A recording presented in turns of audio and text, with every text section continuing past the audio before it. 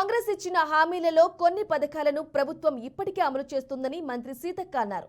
ములుగు జిల్లా ఇంచెర్ల గ్రామంలో CC road భవన నిర్మాణ పనులకు మంత్రి సీతక్క శంకుస్థాపన చేశారు.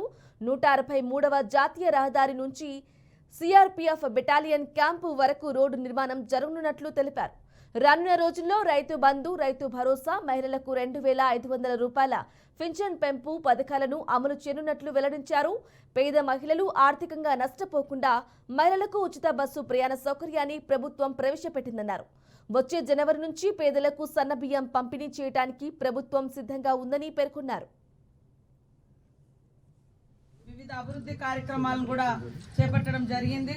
దానిలో భాగంగానే మన ఇంచెర్ల గ్రామంలో 20 లక్షలతోటి గ్రామ పంచాయతీ నిర్మాణానికి కూడా మొదటి శంకుస్థాపన, అదే విధంగా పోలీస్ హెడ్ క్వార్టర్లలో కూడా మరి 80 లక్షలతోటి ఇక్కడ ఇంచెర్లది, అది కూడా ఇంచెర్లకి అవుతుంది, సిసి రోడ్ నిర్మాణం కూడా చేపట్టడం జరిగింది. ఈ కార్యక్రమానికి నాతో పాటు గొర్రెలకు అదే విధంగా బర్రెలకు కూడా షెడ్లకు కూడా శాంక్షన్ ఇచ్చినాం, అంగన్వాడీ సెంటర్లకు ఇచ్చినాం. అదే విధంగా 1,50 లక్షలతోటి జిల్లా సమైక్య భవనాన్ని కూడా ఇక్కడే నిర్మిస్తా ఉన్నాం, ఆ మెయిన్ రోడ్ మీద మహిళా సంఘాల వాళ్ళ కోసం. కాబట్టి మీరందరూ కూడా ఈ ప్రభుత్వాన్ని దీవించాలని మనస్ఫూర్తిగా కోరుతా ఉన్నాం.